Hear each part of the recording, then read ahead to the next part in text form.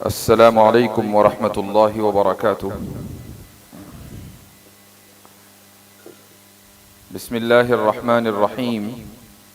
الحمد للہ رب العالمین، والصلاة والسلام علی سید الانبیاء والمرسلین، وعلی آلہ وصحبہ اجمعین، اما بعد۔ مجھے آج اس عظیم الشان جامعہ میں آ کر بہت مسرت ہو رہی ہے، گویا کہ میں اپنے گھر میں آیا ہوں۔ یہ الگ بات ہے کہ میری یہ وزٹ پہلی نہیں ہے، اس سے پہلے بھی غالباً 10-12 سال پہلے میرا یہاں آنا ہوا تھا۔ فرق اتنا ہے کہ اس وقت حضرت مولانا حذیفہ وستانوی دامت برکاتہم کی موجودگی میں وہ آنا نہیں ہوا تھا، اور اس وقت تک ان سے کوئی ملاقات بھی نہیں ہوئی تھی۔ لیکن اس مرتبہ جو آنا ہے وہ ان کی دعوت پر اور ان کی موجودگی میں شکریہ ادا کرتا ہوں، ان کا بھی، ان کے برادر گرامی مولانا اویس کا بھی، اور سب سے بڑھ کر ان دونوں حضرات کے والد گرامی قدر حضرت مولانا غلام محمد وستانوی حفظہ اللہ کا۔ اور یہ حقیقت ہے کہ جو تناور درخت انہوں نے اس بے آب و گیاہ وادی میں لگایا تھا، وہ آج اتنا پھلدار ہو گیا ہے ماشاء اللہ کہ اس کے پھلوں کا ذائقہ دنیا بھر میں محسوس کیا جاتا ہے۔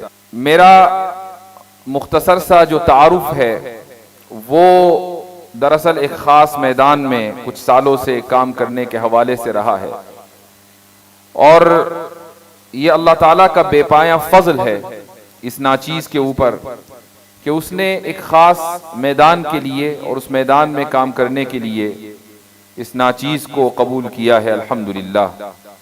اور اس میدان میں کام کرنے کے نتیجے میں جو تجربات حاصل ہوئے ہیں، ان تجربات کی روشنی میں ہم مکالمات کرتے ہیں، ملحدین سے، ایگنوسٹک سے، مرتدین سے گفتگو کرتے ہیں، اور اس گفتگو سے کچھ نتائج اور کچھ اسلوب ہم نے مرتب کیا، اور ہم کوشش یہ کرتے ہیں کہ مدارس اور اسی طریقے سے عصری جامعات کے طلبہ اور اساتذہ تک اس اسلوب کو پہنچائیں۔ یہ دور، جیسا کہ حضرت مولانا حذیفہ وستانوی صاحب نے ذکر کیا، یہ دور شکوک و شبہات اور شہوات کی کثرت کا ہے۔ بعض مرتبہ ایسا ہوتا ہے کہ ایک انسان الحاد کا راستہ یا ارتداد کا راستہ شہوات کی وجہ سے اختیار کرتا ہے، اور یہ کوئی نئی چیز نہیں ہے، اس سے پہلے بھی ماضی میں بھی ایسا ہوتا آیا ہے۔ کیا مدینے میں رسول اکرم صلی اللہ علیہ وسلم کے زمانے میں منافقین نہیں پائے جاتے تھے؟ یہ منافقین جو شرک ترک کر کے بظاہر اسلام میں داخل ہوتے تھے تو یہ اپنی شہوات کی بنیاد پر ہوتے تھے، اور وہ شہوت ایسی نہیں تھی جو اسلام میں ان کو گویا کہ شہوت پوری کرنے کی اجازت ہو، ایسا نہیں۔ ان کی شہوت یہ تھی کہ ہم ایک مین اسٹریم کا حصہ بن جائیں، اور ہمیں اس طرح کا تحفظ مل جائے جو مدینے کی مسلم آبادی کو ہے، اور ہم بھی سر اٹھا کر چلیں۔ یہ شہوت تھی، اور اس کو پورا کرنے کے لیے وہ اسلام میں آتے تھے۔ تو شہوت کی بنیاد پر ایک دین کو یا ایک راستے کو چھوڑ کر دوسرا راستہ اختیار کرنا یہ کوئی نئی بات نہیں ہے۔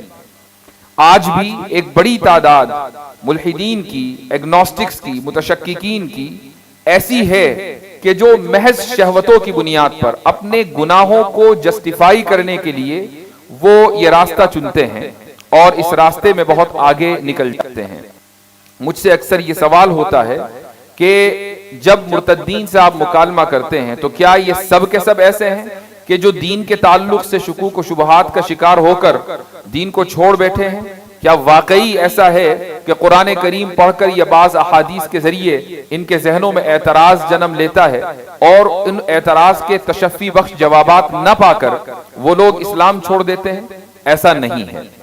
ایک بڑی تعداد ان مرتدین میں ایسی ہے، more than 50%، کہ جو شہوتوں کی بنیاد پر اپنے جرائم اور اپنے گناہوں کو جسٹیفائی کرنے کے لیے خدا کا انکار کرتی ہے۔ ایسے بہت سے لوگ ہیں جو کسی ایڈکشن کا شکار ہیں، چاہے وہ ڈرگز ہو، الکوہل ہو یا پورنوگرافی ہو، اس طرح کے ایڈکشن کو، اب ظاہر ہے کہ ساری چیزیں اسلام میں جرم اور باعث سزا یہ چیزیں ہیں اور باعث گناہ ہیں، تو اب ایک آدمی اس گلٹ فیلنگ کے ساتھ زندگی گزارنا نہیں چاہتا. اس گلٹ کے احساس سے نکلنے کے لیے وہ یہ سوچتا ہے کہ جو نظام اور جو دین مجھے وہ احساس کرا رہا ہے اسی دین کو چھوڑ دیا جائے، اور اس طریقے سے وہ اپنے گناہ میں مست رہتا ہے اور زندگی گزارتا رہتا ہے. مور دین 50% کیسز ایسے ہی ہوتے ہیں. پھر ایک بڑی تعداد ان لوگوں کی ہوتی ہے کہ جو کسی ذہنی تناؤ یا مینٹل ٹراما کی وجہ سے ارتداد یا الحاد کا راستہ اختیار کرتے ہیں، خصوصاً الحاد کا. اور مینٹل ٹراما کا مطلب یہ ہے کہ وہ بچپن میں یا ان کی نوجوانی کے آغاز میں انہوں نے کوئی واقعہ ایسا دیکھا ہو یا ان کے ساتھ کوئی ایسا واقعہ ہوا ہو جس کی وجہ سے ان کے دل میں خدا کے تعلق سے نفرت پیدا ہو جاتی ہے، اور وہ یہ چاہتے ہیں کہ وہ سوچتے ہیں کہ خدا نے ہمارے ساتھ ایسا کیوں کیا، اور یہاں سے ان کے الحاد کے سفر کا آغاز ہوتا ہے اور آہستہ آہستہ وہ ایمان سے نکل جاتے ہیں. ایسے لوگوں کا علاج لمبی چوڑی تقریریں یا خدا کے وجود پر دلائل نہیں ہے. ایسے لوگوں کا علاج وہی ڈاکٹر کرے گا کہ جس کے وہ مریض ہیں، جس کے پاس ان کو جانا چاہیے. اگر وہ مینٹل ٹراما کا شکار ہیں تو ظاہر ہے کہ ان کو سائیکائٹرسٹ کے پاس جانا چاہیے، اور سائیکائٹرسٹ اگر اسلامی اصول سے اور ضوابط سے واقف ہوگا تو یقیناً ان کو صحیح مرض کی تشخیص بھی کرے گا اور علاج بھی صحیح کرے گا، اور یہ امید ہے کہ کچھ عرصے میں وہ دین میں واپس آئیں گے. اب آخر میں چند % مرتدین یا ملحدین بچ جاتے ہیں جو شکوک و شبہات کا شکار ہوتے ہیں، اور اس لیے ہوتے ہیں کہ مثلاً ان کی فکر مغربی فکر سے متاثر ہے، ان کی ساخت پرداخت اور ان کی ذہنی تربیت ویسٹرن پیراڈائم کے اوپر مبنی ہے، اور اس لیے اس بنیاد پر جب وہ قرآن کو سمجھتے ہیں یا شریعت کو جاننا چاہتے ہیں تو انہیں ایسا لگتا ہے کہ ویسٹرن آئیڈیالوجی یا ویسٹرن پیراڈائم کچھ اور کہہ رہا ہے اور اسلامی شریعت کچھ اور کہہ رہی ہے. دونوں کے درمیان ان کو تضاد لگتا ہے، اور اس تضاد کی وجہ سے چونکہ ذہنی تربیت 18 سے 20 سال کا عرصہ انہوں نے اپنی زندگی کا اس پیراڈائم کے تحت گزارا ہوتا ہے، تو وہ یہ سمجھتے ہیں کہ جو اسلامی شریعت ہے یا دین کے اندر جو کچھ مواد اور مضامین ہیں وہ کم درجے کے ہیں. سائنس زیادہ بہتر طریقے سے چیزوں کی تشریح اور تفصیل کر سکتی ہے، اس لیے سائنس کی بات مانی جائے اور دین کو پس پش ڈال دیا جائے، اور یوں ان لوگوں کے الحاد کا سفر کا آغاز ہو جاتا ہے. میری خواہش تھی کہ میں آپ کے سامنے ایک پریزنٹیشن بھی پیش کروں، لیکن کسی ٹیکنیکل وجہ سے وہ پریزنٹیشن آ نہیں پا رہی ہے. تو بہرحال جو بھی کچھ میں کوشش کروں گا کہ آپ تک اپنی بات صحیح انداز سے پہنچا سکوں. میں نے جس لفظ کا استعمال کیا ہے اور وہ ہے ویسٹرن پیراڈائم.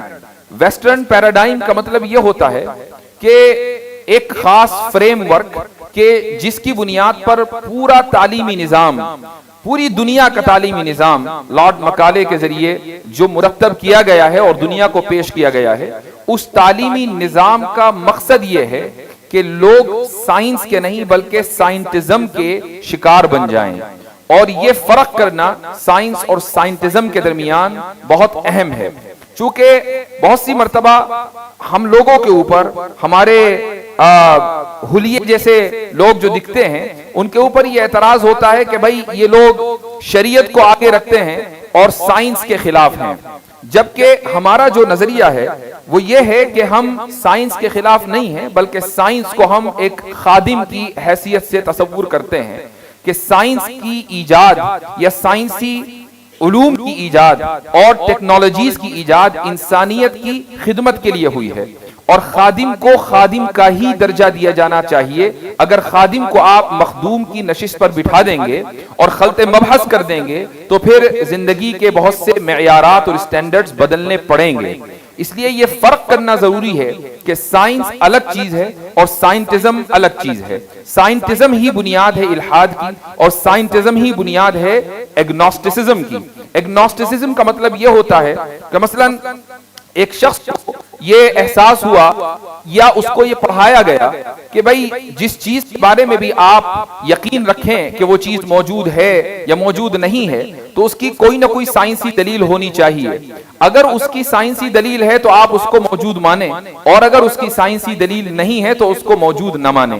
یہ جو سائنس نے اس کو یا ٹیچروں نے، اساتذہ نے، نظام تعلیم نے اس کو سکھایا ہے اور اس بنیاد پر وہ خدا کے وجود کا فیصلہ کرتا ہے کہ خدا موجود ہے یا نہیں، جنت اور جہنم کے وجود کا فیصلہ کرتا ہے کہ یہ دونوں موجود ہیں یا نہیں، اس بنیاد پر جب وہ تشکیک کا شکار ہوتا ہے اور کبھی دین کو دیکھتا ہے اور سمجھتا ہے کہ نہیں، دین یہ کہتا ہے کہ خدا موجود ہے، جنت اور جہنم موجود ہیں، اور پھر سائنس کی طرف نظر دوڑاتا ہے کہ سائنس میں اس کو کوئی ایسی دلیل نہیں ملتی کہ خدا موجود ہے، جنت اور جہنم موجود ہیں، تو پھر وہ لا الہ الا ولا الہ الا مذبذبین بین ذلک، یعنی وہ تشکیک کا شکار ہو جاتا ہے کہ میں ادھر جاؤں کہ ادھر جاؤں، اور پھر وہ ایک پوزیشن اختیار کر لیتا ہے کہ مجھے نہیں معلوم کہ خدا موجود ہے یا نہیں، میں اس بارے میں تحقیق سے نہیں کہہ سکتا کہ جنت و جہنم موجود ہے یا نہیں، روح موجود ہے یا نہیں۔ تو ایسی پوزیشن کو ایگنوسٹسزم کہا جاتا ہے۔ تو سائنٹزم، اب سائنٹزم کیا ہے میں آگے بتاؤں گا۔ سائنٹزم دراصل الحاد اور ایگنوسٹسزم ان دونوں کی بنیاد ہے۔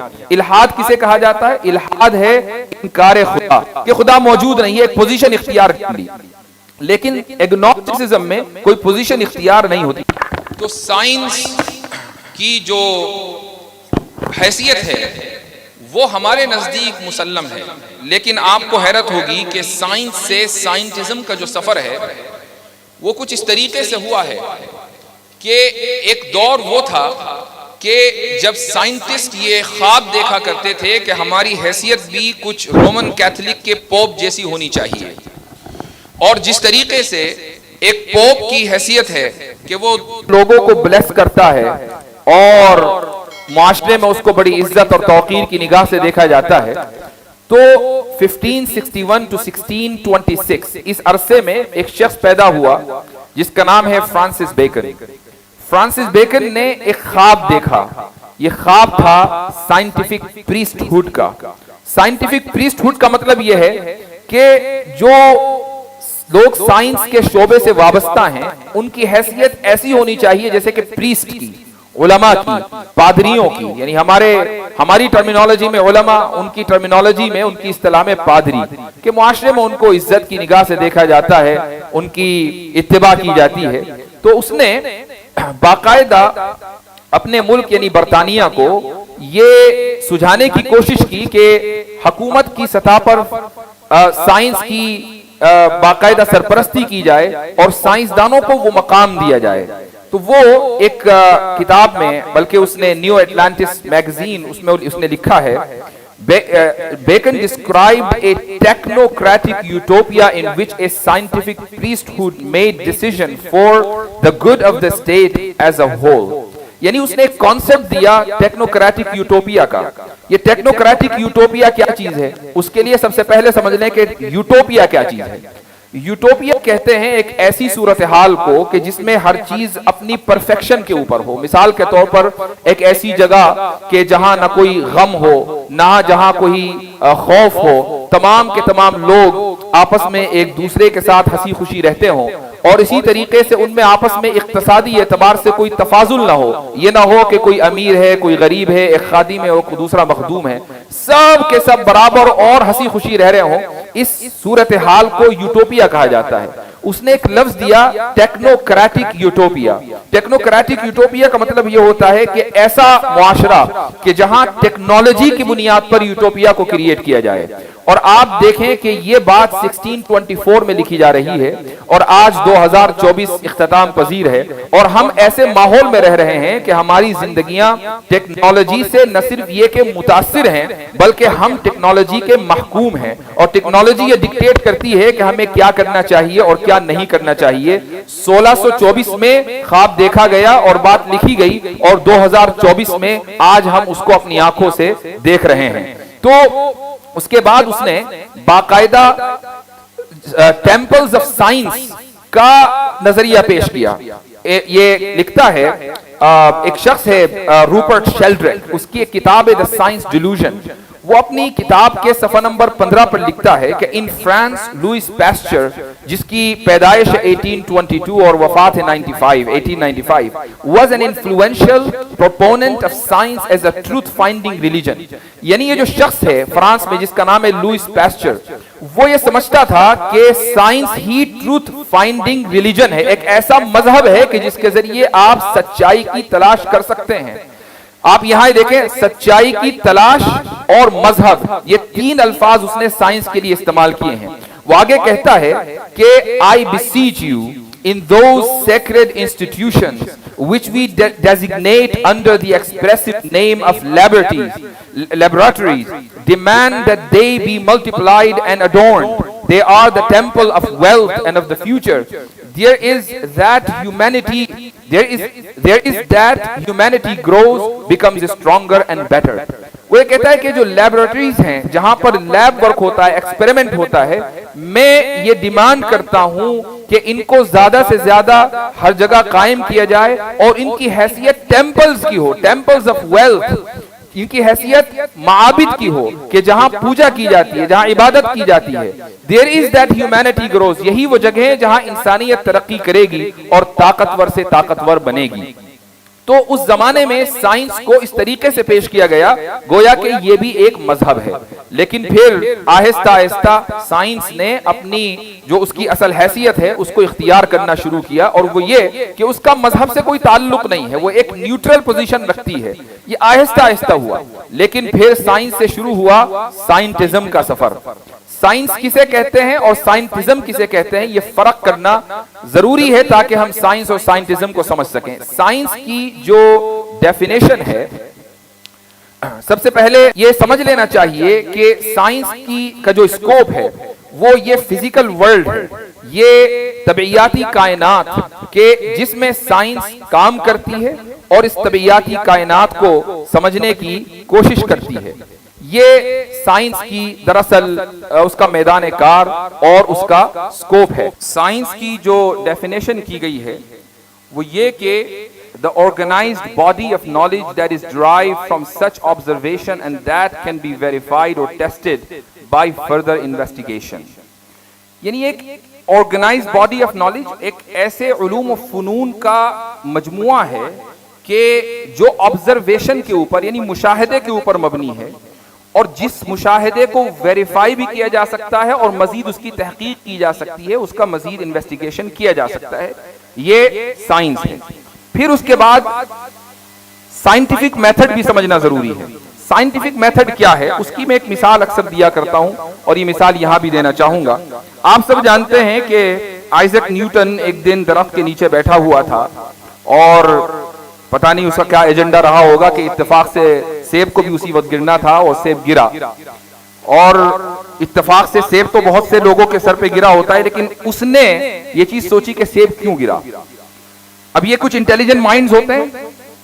ہم لوگ تو سیب گرا ہو سکتا ہے کہ اس لیے گرا ہو کبھی گلہری نے اس کو توڑ دیا ہو یا کوئی بھی وجہ، لیکن اس نے وہ انٹیلیجنٹ مائنڈ تھا تو اس نے سوچا کہ سیب نیچے ہی کیوں گرا، وہ اوپر بھی جا سکتا تھا، وہ دائیں اور بائیں بھی جا سکتا تھا.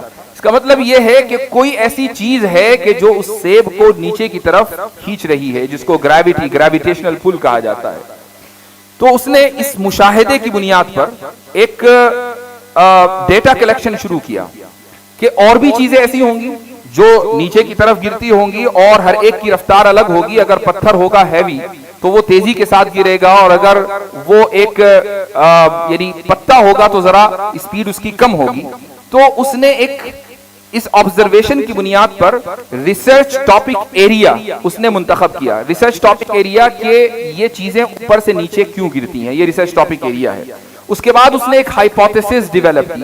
ہائپوتھیسس کا مطلب اردو میں ہم اس کو مفروضہ کہہ سکتے ہیں کہ ہائپوتھیسس کا مطلب یہ کہ کوئی چیز ایسی ہے کہ جو زمین میں ہے اور وہ اوپر میں جو چیزیں ہیں وہ ان کو نیچے کی طرف کھینچ رہی ہے. یہ ہائپوتھیسس ہے. اس کے بعد اس نے ٹیسٹ ود ایکسپیریمنٹ یعنی اس نے مختلف چیزوں کا ایکسپیریمنٹ کرنا شروع کیا. مختلف چیزیں جو الگ الگ وزن رکھتی ہیں، کبھی وہ اوپر سے وزنی چیزوں کو پھینکتا اور کبھی کم وزن کی چیزوں کو پھینکتا اپنے اس ہائپوتھیسس کو صحیح ثابت کرنے کے لیے. اور جب اس کے پاس ایک اچھا خاصا ڈیٹا کلیکٹ ہو گیا تو اس نے اس ڈیٹا کو اینالائز کیا اور اس کے بعد اس ڈیٹا اینالائز کرنے کے بعد اس نے ایک تھیوری پیش کی جس کو ہم گریوٹی بولتے ہیں یا گریوٹی تھیوری آف گریوٹی بولتے ہیں. تو یہ جو تھیوری تک پہنچنے کا جو سفر ہے یہ ایسے نہیں ہوا کہ ایک سائنسدان کے ذہن میں کچھ بات آئی اور اس نے کچھ کہہ دیا اور کھٹ سے وہ تھیوری بن کر تیار ہو گئی, بلکہ آبزرویشن ہوا, ریسرچ ٹاپک طے ہوا, ہائپوتھیسس, اس کے بعد test with experiment, analyse data, اور اس کے بعد پھر تھیوری بنی. یہ ہے سائنٹیفک میتھڈ. جب آپ نے یہ سمجھ لیا تو اب میں آپ کو ایک مثال دیتا ہوں کہ اگر کوئی شخص, ایک تھاٹ ایکسپیریمنٹ ہے, اگر کوئی شخص یہ کہتا ہے کہ بھائی میں خدا کو ماننے کے لیے سائنسی دلیل کا طلبگار ہوں, کہ اگر سائنسی دلیل مجھے آپ دیں گے تب تو میں خدا کو مانوں گا ورنہ میں خدا کو نہیں مانوں گا. تو آپ اس سے یہ سوال کر سکتے ہیں کہ کسی بھی سائنسی دلیل کے لیے سائنٹیفک میتھڈ کا ہونا ضروری ہے, تو کیا آپ خدا کو, یعنی سائنٹیفک دلیل دینے کے لیے سب سے پہلے تو خدا کو دیکھا جانا ضروری ہے کہ آپ خدا کو دیکھیں, پھر اس کے بعد آپ خدا کو دیکھنے کے بعد ریسرچ ٹاپک ایریا سیلیکٹ کریں, اور اس کے بعد ایک خدا کے تعلق سے مفروضہ گڑھیں, اور پھر اس مفروضے کی بنیاد پر ڈیٹا کلیکٹ کریں, اور اس ڈیٹا کلیکشن کے بعد ڈیٹا اینالائز کریں, اور ڈیٹا اینالائز کرنے کے بعد ایک آپ تھیوری دیں, تب جا کر تو آپ کہہ سکتے ہیں کہ خدا کے وجود کے لیے ہمارے پاس سائنسی دلیل ہے. لیکن جب خدا کا مشاہدہ ہی نہیں کیا جا سکتا تو سائنسی دلیل خدا کے وجود کے لیے کیسے دی جا سکتی ہے؟ یہ ممکن ہی نہیں ہے.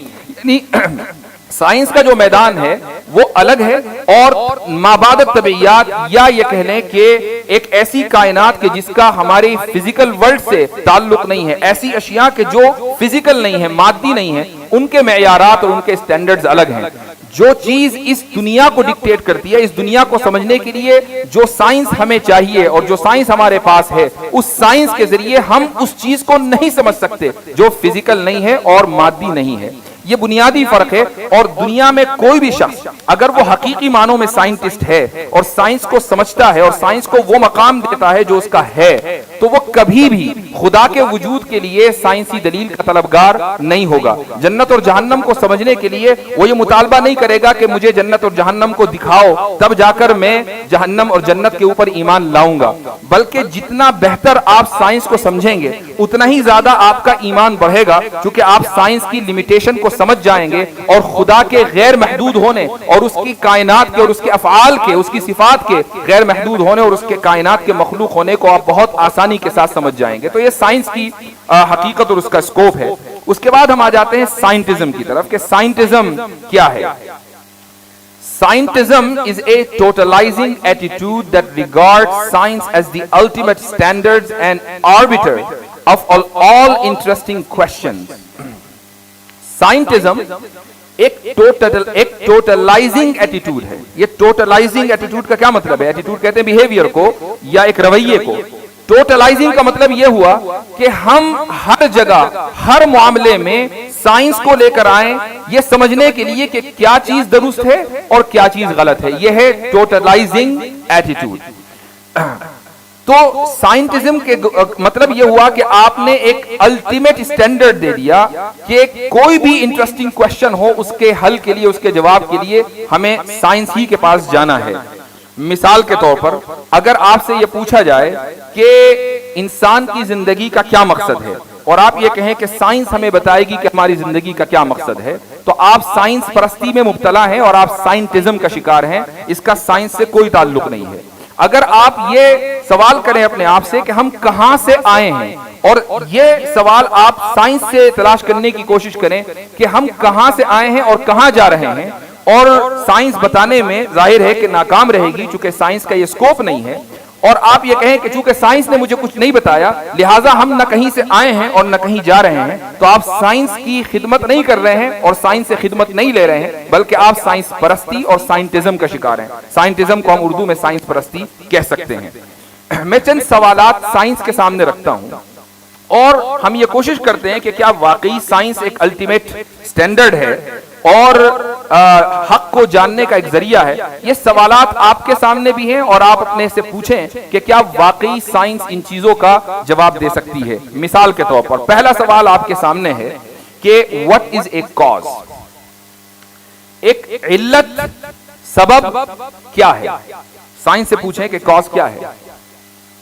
سائنس یہ تو بتا سکتی ہے کہ آگ جلانا جلنے کا کاز ہے، لیکن یہ تو کاز کی ایگزامپل ہے، کاز کی ڈیفینیشن کیا ہے یہ سائنس کبھی نہیں بتائے گی آپ کو، اس کا تعلق سائنس سے نہیں ہے، یہ دوسرا فن ہے جس کو ہم میٹا فزکس کہتے ہیں۔ میٹا فزکس سے ہمیں یہ پتا چلے گا کہ علت یا سبب یا کاز کیا ہے۔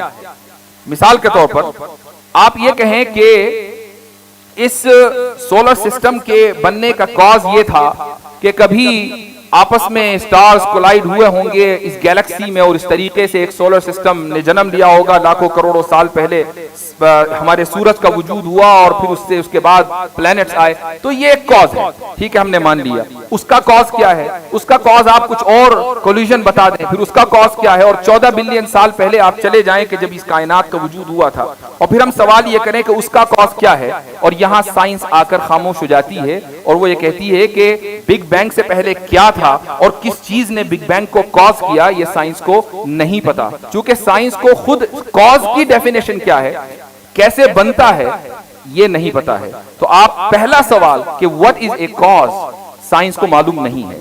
اسی طریقے سے ایک دوسرا میں آپ کے سامنے سوال رکھتا ہوں، is modus ponens a type of valid inference؟ Modus ponens کو ہمارے جو طلبہ بیٹھے ہوئے ہیں، دورے کے ہیں اور مدرسے کے طلبہ، وہ اس اصطلاح کو بہت آسانی کے ساتھ سمجھ سکتے ہیں، اور جو ہمارے یونیورسٹی اور کالجز کے حضرات ہیں، اگر آپ نے فلسفی اور لاجک پڑھی ہے تو آپ اس کو سمجھ سکتے ہیں، لیکن اگر آپ نے سائنس پڑھی ہے، کیمسٹری پڑھی ہے، بایولوجی پڑھی ہے، تو آپ شاید اس اصطلاح کو نہ سمجھ پائیں۔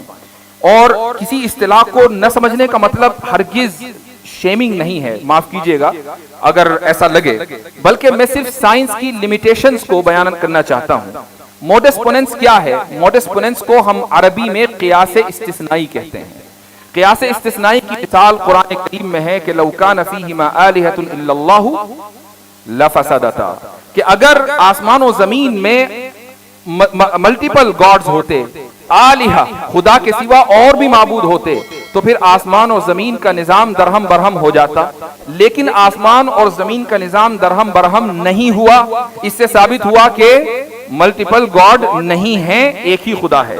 یہ جو دلیل قرآن نے دی ہے یہ دلیل قطعی ہے، حجت بالغہ ہے، حجت قطعیہ ہے، ایک عام آدمی بھی اس کو سمجھ سکتا ہے، ایک کسان بھی سمجھ سکتا ہے، ایک ڈاکٹر بھی سمجھ سکتا ہے، ایک انجینئر بھی سمجھ سکتا ہے، اور ایک سائنٹسٹ بھی سمجھ سکتا ہے۔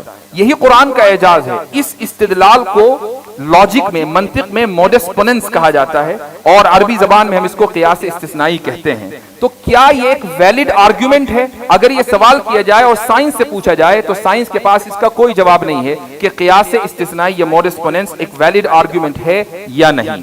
اسی طریقے سے ایک تیسرا سوال میں کرتا ہوں، اور وہ یہ ہے کہ is knowledge justified true belief?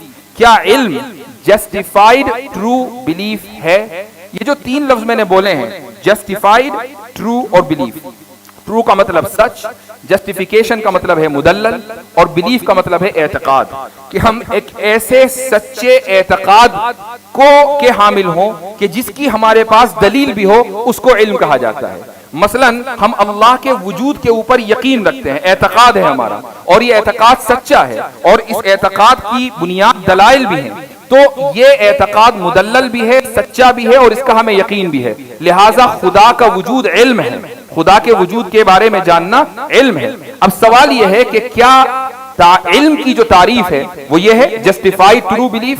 Science سے آپ پوچھیں تو سائنس کا دامن خالی ہے، سائنس آپ کو بتا ہی نہیں سکتی کہ علم کی ڈیفینیشن کیا ہے، حالانکہ سائنس کے معنی عربی اور اردو میں علم کے ہیں، لیکن اگر آپ سائنٹسٹ سے پوچھیں کہ سائنس کی بنیاد پر مجھے بتاؤ کہ علم کی ڈیفینیشن کیا ہے، تو سائنس کو یہ نہیں پتا۔ یہ میدان ہے ایپسٹیمولوجی کا۔ ایپسٹیمولوجی ایک برانچ ہے فلسفی کی۔ تو کتنے ہی سوال ایسے ہیں۔ اسی طریقے سے مثلا میں ایک سوال اخلاقیات سے متعلق کرتا ہوں کہ is abortion permissible once the fetus begins to feel pain؟ ایک بچہ ماں کے پیٹ میں ہے اور وہ اس سٹیج پہ آ گیا کہ وہ درد محسوس کر سکتا ہے، کیا اس سٹیج پہ آ کر ابورشن کرانا اخلاقی ہے یا غیر اخلاقی؟ یہ ایک سوال ہم سائنس سے کرتے ہیں۔ تو سائنس یہ تو بتا دے گی کہ کس سٹیج پر آ کر، پریگننسی کے کس لیول پر آ کر فیٹس یعنی مادر رحم میں پلنے والا بچہ درد محسوس کرتا ہے، یہ تو بتا سکتی ہے، لیکن اگر آپ اس سے پوچھیں کہ اس سٹیج پر آ کر اس بچے کو ساقط کرنا اور ابورشن کرنا اخلاقی ہے یا غیر اخلاقی، سائنس اس تعلق سے بالکل خاموش ہے۔ یہ مسئلہ سائنس کا ہے ہی نہیں، یہ مسئلہ اخلاقیات اور موریلٹی کا ہے، اس کا تعلق ایتھکس سے ہے۔ تو یہ اور اس طرح کے بے شمار سوالات ہیں، آپ سائنس سے پوچھتے رہیں اور سائنس ان کا جواب نہیں دے پائے گی۔ تو جب یہ بات ہے تو پھر یہ کہنا کہ سائنس ہی الٹیمیٹ سٹینڈرڈ ہے انویسٹیگیشن کا، ٹروتھ فائنڈنگ کا، یہ کہنا غلط ہوگا، چونکہ کتنے ہی سوالات میں نے آپ کے سامنے رکھ دیے اور سائنس کے پاس ان کا کوئی جواب نہیں ہے۔ اب ہم یہ دیکھتے ہیں کہ سائنسداں یا سائنسداں نہیں، سائنٹسٹک مائنڈ کے لوگ اپنے حق میں کیا دلیل دیتے ہیں کہ آخر کیوں وہ سائنٹزم کو الٹیمیٹ سٹینڈرڈ سمجھتے ہیں، کیا وجہ ہے کہ وہ کہتے ہیں کہ نہیں، سائنس ہی کے ذریعے ہم تمام سوالوں کا جواب تلاش کریں گے۔ ان کی جو پہلی دلیل ہے وہ یہ ہے کہ سائنس ایک بہت ہی کامیاب فن ہے جس نے دنیا میں بہت سی سچائیاں تلاش کی ہیں۔ فزکس کے ذریعے آپ کائنات کی حیرت انگیز چیزوں کو جانتے ہیں، سمجھتے ہیں۔ تو ایک ایسا فن، ایک ایسا علم کہ جس نے ہمیں کائنات سے متعارف کرایا ہے، جس نے ہمیں اپنے آپ سے متعارف کرایا ہے، جس نے ہمیں یہ بتایا ہے کہ ہم یہ بننے سے پہلے جو آج ہم ہیں، ہومو سیپین بننے سے پہلے ہم کبھی ہومو ایرکٹس ہوا کرتے تھے، ہومو ہیبلس ہوا کرتے تھے اور آسٹرالوپیتھیکس ہوا کرتے تھے، اور اس سے پہلے کبھی ہم سنگل سیل کی شکل میں تھے۔ تو وہ جو سفر سنگل سیل سے ہومو سیپینز تک ہوا ہے وہ کیسے ہوا ہے؟ ایک ایسا فن کہ جس نے ہمیں ہماری تاریخ جو ملینز آف ایئرز کے اوپر پھیلی ہوئی ہے، انسان کی تاریخ، وہ بتائی ہے۔ تو ظاہر ہے کہ ایسے فن کو ہی ہمیں اسٹینڈرڈ سمجھنا چاہیے حق اور باطل کے درمیان۔ وہی فن یہ طے کرے گا کہ کیا چیز اچھی ہے اور کیا چیز بری ہے، چونکہ اس فن نے ہمیں اپنے آپ سے اور ہماری کائنات سے متعارف کرایا ہے۔ تو یہ ان حضرات کی ایک پہلی دلیل ہے اور زیادہ مضبوط دلیل نہیں ہے۔ اگلی جو دلیل ہے وہ مضبوط ہے، لیکن میں اس کا جواب دینا چاہوں گا۔ ٹھیک ہے، ہم یہ تسلیم کر لیتے ہیں کہ سائنس کی بنیاد پر ہمیں دنیا کے بارے میں بہت کچھ پتا چلا، لیکن یہ کوئی ضروری تو نہیں ہے کہ سائنس کی بنیاد پر اگر ہمیں 50 چیزیں پتا چلی ہوں تو بقیہ 50 چیزوں کے بارے میں بھی ہم سائنس ہی سے پوچھیں۔ میں ایک مثال آپ کے سامنے دیتا ہوں، وہ یہ کہ آپ کو بھوک لگی اور آپ کو پتا ہے کہ بھوک لگی ہے، تو آپ کو یہ کیسے پتا چلا سائنس کی بنیاد پر؟ کیا آپ نے کوئی مشاہدہ کیا؟ کیا آپ نے کوئی ریسرچ انالیسس کی؟ کیا آپ نے کوئی ڈیٹا کلیکشن کیا؟ کیا آپ نے کوئی ہائپوتھیسس ڈیولپ کی؟ کیا آپ نے کوئی تھیوری دی کہ اس طرح جب ہوگا تو بھوک لگے گی؟ بھوک لگی تو بھوک لگی۔ ہر ایک آدمی کو بتائے کہ مجھے بھوک لگی، یہ وجدان آپ کا بتاتا ہے اور اس کی کوئی دلیل نہیں۔ بغیر دلیل کے آپ کو علم یقین ہے، یقینی نالج ہے کہ آپ بھوکے ہیں، آپ پیاسے ہیں۔ تو یہ ایک مثال جس کا ہر انسانی نے ہر جانور جس کا تجربہ کرتا ہے اور دن میں ایک مرتبہ نہیں کئی مرتبہ تجربہ کرتا ہے، کیا ہم اس ایک مثال کو سامنے رکھ کر یہ کہہ سکتے ہیں کہ سائنس چونکہ ایک عظیم الشان فن ہے لہٰذا ہر چیز کے بارے میں ہم سائنس ہی سے پوچھیں گے؟ تو ٹھیک ہے، آپ اپنی بھوک اور پیاس کے بارے میں بھی سائنس سے پوچھئے اور جب تک لیب سے ریزلٹ آئے تب تک کہ انتم سنسکار ہو جائے گا انسان کا۔ تو اس کا مطلب یہ ہوا کہ سائنس کے سائنٹسٹک مائنڈ کے لوگوں کی جو یہ دلیل ہے یہ بالکل بوگس اور ایک ضعیف قسم کی، بہت ہی کمزور قسم کی دلیل ہے۔ ایک دلیل ان کی اور ہے، اور یہ دلیل یہ ہے کہ many scientific results are counterintuitive such as curved space-time or the bilocation of electrons۔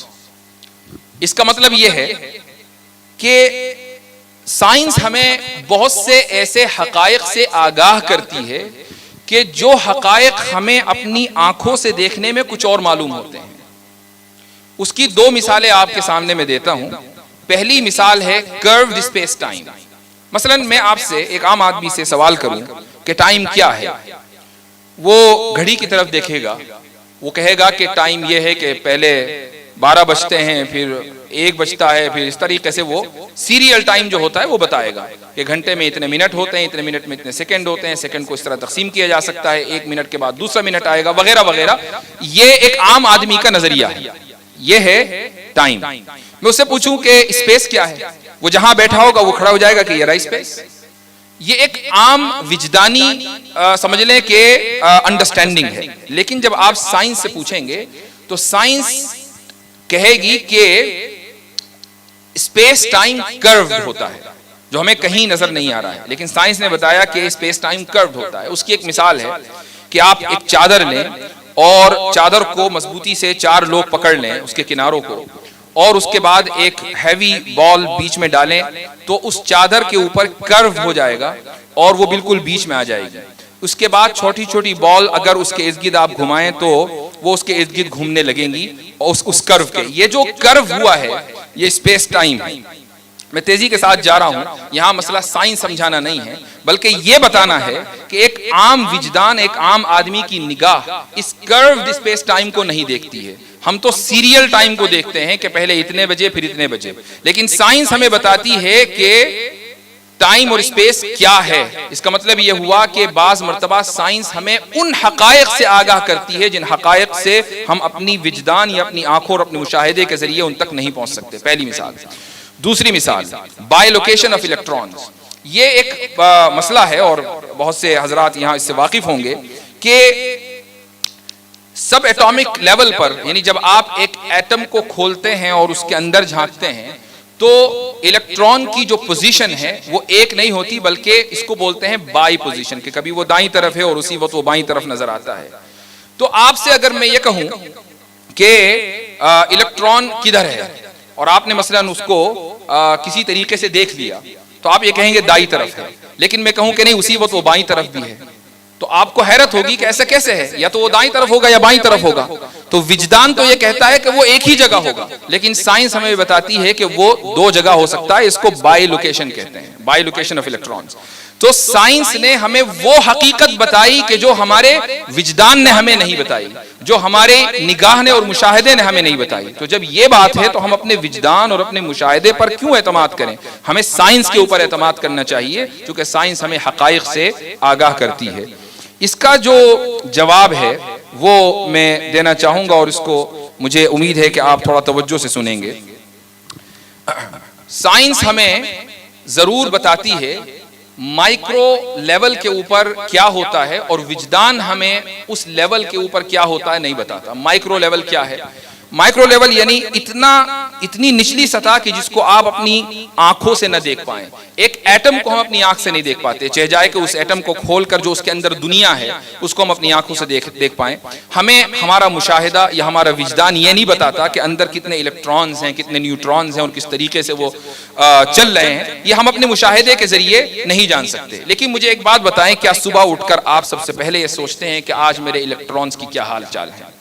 کیا ایسا ہوتا ہے کہ آپ صبح اٹھ کے سوچیں کہ یار آج میرے نیوٹرانز میں بہت تکلیف ہو رہی ہے؟ ایسا نہیں ہوتا۔ نہ کوئی آدمی الیکٹرانز کے بارے میں سوچتا، نہ نیوٹرانز کے بارے میں سوچتا۔ لوگ سوچتے ہیں کہ آج میرے ہاتھ میں درد ہو رہا ہے، میرے پیٹ میں درد ہو رہا ہے، صبح اٹھاؤں تو مائیگرین کی وجہ سے سر درد کر رہا ہے۔ الیکٹرانز، نیوٹرانز، ایٹمز کے بارے میں نہ بات کر کے آپ بات کرتے ہیں اپنے پورے جسم کے بارے میں۔ آپ بات کرتے ہیں، مثلا میں آپ سے پوچھوں کہ آپ کو یہاں سے مسجد جانا ہے تو آپ کیا ایک کرو بنائیں گے کہ میں مسجد یوں جاؤں گا ایسے کر کے، یا آپ سیدھے جائیں گے؟ ظاہر ہے کہ جب ہم چلیں گے تو سیدھے چلیں گے، آپ کرو کی شکل میں نہیں چلیں گے۔ تو کہنے کا مقصد یہ ہے کہ ہماری زندگی میں جن چیزوں کی اہمیت روزمرہ کے لیول پر ہے اس میں ہمیں اپنے وجدان کی ضرورت ہوتی ہے، ہمیں سائنٹیفک ڈیٹا کی ضرورت نہیں ہوتی ہے۔ اگر سائنس ہمیں نہ بھی بتائے اور ہمیں یہ بھی پتا نہ ہو کہ کروڈ اسپیس ٹائم کیا ہوتا ہے، یہ تو ہمیں ابھی چند سو سال پہلے، چند دہائیوں پہلے پتا چلا۔ کیا آج سے 1000 سال پہلے لوگ سیدھے نہیں چلتے تھے یا اس طریقے سے چلا کرتے تھے؟ لوگ کج بھی سیدھے چلتے تھے، آج بھی سیدھے چل رہے ہیں، کروڈ کوئی نہیں چلتا تھا۔ کیا الیکٹرانز کے اور نیوٹرانز کے پتا چلنے سے پہلے زندگی مشکل تھی؟ اس وقت بھی لوگ زندہ تھے۔ مثلا اگر آپ بائی لوکیشن کی بات کریں، اس نیوٹران یا الیکٹران کی بائی لوکیشن کی، میں آپ سے ایک سوال کرتا ہوں کہ آپ کے دائیں طرف جو درخت ہے وہ اس وقت کہاں ہے؟ آپ کہیں گے میرے دائیں طرف ہی ہے، وہ اس وقت دائیں طرف ہی ہے، بائیں طرف نہیں گیا ہے، اور یہی چیز اہم ہے۔ لیکن میں آپ سے یہ کبھی سوال نہیں کروں گا کہ آپ کے فلاں ایٹم کا جو الیکٹران ہے وہ اس وقت دائیں طرف ہے یا بائیں طرف۔ یہ جو مثالیں میں آپ کو دے رہا ہوں یہ بتانے کے لیے دے رہا ہوں کہ ہم روزمرہ جو چیزیں جن چیزوں کو ہم برتتے ہیں اس میں ہمیں اس سائنٹیفک ڈیٹیل کی ضرورت نہیں ہوتی ہے. روزمرہ کی چیزوں میں ایک عام انسان جن چیزوں کو برتتا ہے ہمیں اس میں سائنٹیفک چیزوں کی ضرورت یا ڈیٹا کی ضرورت نہیں ہوتی. ہم اپنے مشاہدے اور وجدان کی بنیاد پر یہ فیصلہ کرتے ہیں کہ درخت دائیں طرف ہے کہ بائیں طرف, مسجد جانا ہے تو سیدھے جانا ہے, کرو لے کر نہیں جانا ہے. تو اس لیے یہ کہنا کہ سائنس ہی الٹیمیٹ اسٹینڈرڈ ہے ٹروتھ فائنڈنگ کا, کہ سچ کی تلاش سائنس ہی کرے گی, یہ چیز اس لیے غلط ہے کہ اگر ہمیں یہ سچ جاننا ہے کہ درخت میری دائیں طرف ہے یا بائیں طرف تو میں الیکٹران کی بائی لوکیشن والی تھیوری نہیں پڑھوں گا, سیدھے میں دیکھوں گا کہ درخت دائیں طرف ہے یا بائیں طرف, اور وہ دائیں طرف نظر آئے گا تو میں یقین کر لوں گا کہ وہ دائیں طرف ہے. تو یہ ان کی ایک اور دلیل ہے. اب میں آخری دلیل جو ہماری طرف سے یعنی ان لوگوں کی طرف سے جو سائنس کو تسلیم کرتے ہیں لیکن سائنٹزم کو وہ نکارتے ہیں, میں ان کی طرف سے ایک دلیل دیتا ہوں, اور وہ دلیل یہ ہے کہ سائنٹزم از اے سیلف ریفیوٹنگ بیہیویئر. کیا مطلب ہے اس کا؟ کہ سائنٹزم خود اپنے آپ کی تردید کرتا ہے. جزاکم اللہ خیر. Scientism itself is not supported by science. یعنی یہ جو رویہ ہے سائنٹزم کا یہ خود سائنسی نہیں ہے بلکہ غیر سائنسی ہے. ایک مثال, میں نے ابھی آپ کو تھوڑی دیر پہلے سائنٹیفک میتھڈ کے بارے میں بتایا کہ وہ میتھڈ کیسے کام کرتا ہے. پہلے آبزرویشن ہوتا ہے, اس کے بعد ریسرچ ٹاپک طے ہوتا ہے, اس کے بعد پھر ہائپوتھیسس بنتی ہے, پھر ڈیٹا کلیکشن, ڈیٹا انالیسس, اور پھر تھیوری. مجھے کوئی بھی دنیا کا سائنٹسٹ جو سائنٹزم میں بلیو کرتا ہے یہ بتائے کہ سائنٹزم تک پہنچنے کے لیے اس نے کس سائنٹیفک میتھڈ کا انتخاب کیا ہے, وہ کیا آبزرویشن تھا کہ جس کی بنیاد پر اس نے یہ طے کیا کہ سائنس ہی الٹیمیٹ اسٹینڈرڈ ہے ٹروتھ فائنڈنگ کا, وہ کیا ریسرچ ٹاپک تھا, وہ کون سا ڈیٹا اس نے کلیکشن کیا اور کس ڈیٹا کا اس نے اینالائز کیا, اور کس طریقے سے ہائپوتھیسس کو ڈیولپ کیا گیا اور کس طریقے سے پوری تھیوری ڈیولپ کی گئی. کیا اس کا کوئی وجود دنیا میں کہیں ہے؟ نہیں ہے. تو سائنٹزم خود سیلف ریفیوٹنگ ہے, یعنی اپنے آپ کو خود ہی غلط قرار دیتا ہے. یہ ایک اینٹی سائنٹیفک رویہ ہے. تو جو شخص بھی آپ کو سائنٹزم میں مبتلا نظر آئے آپ اس سے یہ سوال کریں کہ مجھے سائنسی دلیل چاہیے کہ سائنٹزم صحیح ہے. جس طریقے سے یہ بات یاد رکھیں کہ کبھی بھی ڈیفینسو پوزیشن میں آنے کی ضرورت نہیں ہے. ان اصطلاحات سے ڈریے مت کہ اس نے اتنی خطرناک اصطلاح بول دی اور ڈارون کی فلاں تھیوری کا اس نے حوالہ دے دیا وغیرہ وغیرہ. ڈرنے کی ضرورت نہیں ہے. سمپل سی بات ہے کہ آپ ایک سوال مذہب کے تعلق سے اٹھاتے ہیں, ہم بھی ایک سوال سائنس کے تعلق سے اٹھاتے ہیں. اگر سائنس ہی آپ کی بنیاد ہے مذہب کے خلاف جانے کی, ہم سائنس کے خلاف نہیں ہیں, لیکن اگر آپ یہ کہتے ہیں کہ مجھے سائنٹیفک دلیل چاہیے کہ خدا موجود ہے تو مجھے بھی سائنٹیفک دلیل چاہیے کہ آپ کو سائنٹیفک دلیل چاہیے. سمجھ میں آیا کہ مجھے بھی سائنٹیفک دلیل چاہیے کہ آپ کو صرف سائنٹیفک دلیل چاہیے, اس کی مجھے سائنٹیفک دلیل چاہیے, اور اس کی کوئی دلیل صبح قیامت تک آ نہیں سکتی. تو یہ ضروری ہے کہ آپ سوال کریں, چونکہ وہ جو نظام تعلیم 1835 سے لارڈ مکالے نے اس دنیا کو دے کر اس دنیا کو کالا کیا ہے, اس نظام تعلیم میں سکھایا ہی یہی جاتا ہے کہ آپ وائی کویشچن کریں, کیوں. اور افسوس کی بات یہ ہے کہ جو اس نظام تعلیم کے پروردہ ہوتے ہیں وہ یہ کیوں کویشچن سائنٹسٹ سے کرنے کے بجائے مذہبی علماء سے کرتے ہیں کہ ایسا کیوں, تقدیر کیوں, جنت کیوں, اللہ تعالیٰ نے تخلیق انسان کی اپنی عبادت کے لیے کیوں کی. یہ کیوں کے سارے سوالات پھر مذہب کی طرف آ جاتے ہیں اور اس طریقے سے تشکیک کا دروازہ کھل جاتا ہے. تو اگر وہ لوگ مذہب کے تعلق سے کیوں کا سوال کر سکتے ہیں تو پھر آپ بھی سائنس کے تعلق سے کیوں کا سوال کرنا سیکھیں, چونکہ صبح قیامت تک سائنس آپ کو کیوں کا جواب نہیں دے گی, وہ صرف کیسے کا جواب دے سکتی ہے. سائنس صرف کیسے کا جواب دیتی ہے اور مذہب کیوں کا جواب دیتا ہے.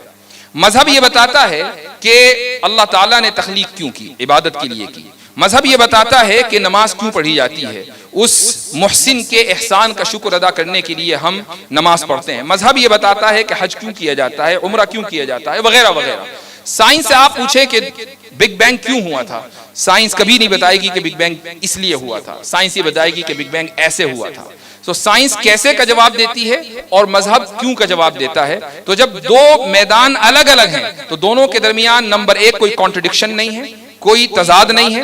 نمبر دو، اگر کوئی شخص خلط مبحث کرتا ہے اور سائنس کی بنیاد پر مذہب کے اوپر اعتراضات اٹھاتا ہے تو آپ سمپلی اس سے کیوں کا سوال کیجئے، چونکہ وہ بھی آپ سے کیوں کا سوال کر رہا ہے. آپ سائنس کے بارے میں پوچھیں ایسا کیوں، اور جیسے ہی سائنس خاموش ہو تو آپ اس کو بتائیں کہ تمہاری سائنس الٹیمیٹ اسٹینڈرڈ نہیں ہے ٹروتھ فائنڈنگ کا، لہٰذا جب یہ الٹیمیٹ اسٹینڈرڈ نہیں ہے تو اس کی بنیاد پر مذہب کے تعلق سے کوئی بھی سوال اٹھانا اور اس تعلق سے کوئی بھی شک و شبہ پالنا یہ خود ایک غیر سائنسی رویہ ہے. مجھے امید ہے کہ جو کچھ کہا گیا وہ آپ کے دل میں اترا ہوگا اور آپ کے کانوں سے ہوتا ہوا ذہن تک پہنچا ہوگا. اگر کوئی بات ایسی ہے کہ جو آپ سمجھتے ہیں کہ تشنہ رہ گئی یا آپ کو اس تعلق سے کوئی سوال ہے، مجھے معلوم نہیں ہے کہ آج کے پروگرام کی کیا ترتیب ہے، اگر سوال و جواب کی نشست ہے تو انشاءاللہ میں آپ کے کچھ سوالات لے سکتا ہوں. یہ جو ٹاپک ہے سائنٹزم کا، یہ تھوڑا سا خشک ٹاپک ہے اور میں نے اس کا انتخاب آپ کے ادارے کے لیے اس لیے کیا کہ چونکہ یہاں جو مجمع ہے وہ مشترکہ ہے، اس میں کچھ کالجز سے وابستہ لوگ ہیں اور ماشاءاللہ ہمارے طلبہ بھی ہیں. تو اگرچہ ہمارے کچھ طلبہ نے سائنس نہ پڑھی ہو لیکن پھر بھی آپ لوگ ایک عظیم الشان ادارے کے سیریس لوگ ہیں، اور جب آپ سیریس لوگ ہیں، سیریس طلبہ ہیں، تو اگر مشکل مضامین بھی آپ کے سامنے پیش کیے جائیں، اور کوئی چیز مشکل نہیں ہوتی، مشکل ہوتی ہے وہ نامانوس ہونے کی وجہ سے. جیسے ہی آپ کی انسیت اس سے قائم ہو جاتی ہے تو کوئی بھی چیز مشکل نہیں ہوتی ہے. تو کیا مثلا جو لوگ فزکس کے ماہر ہیں تو ان کے لیے فزکس مشکل نہیں ہے، چونکہ دن رات ان کا کام یہی ہے اور وہ اس سے ان کی انسیت قائم ہے.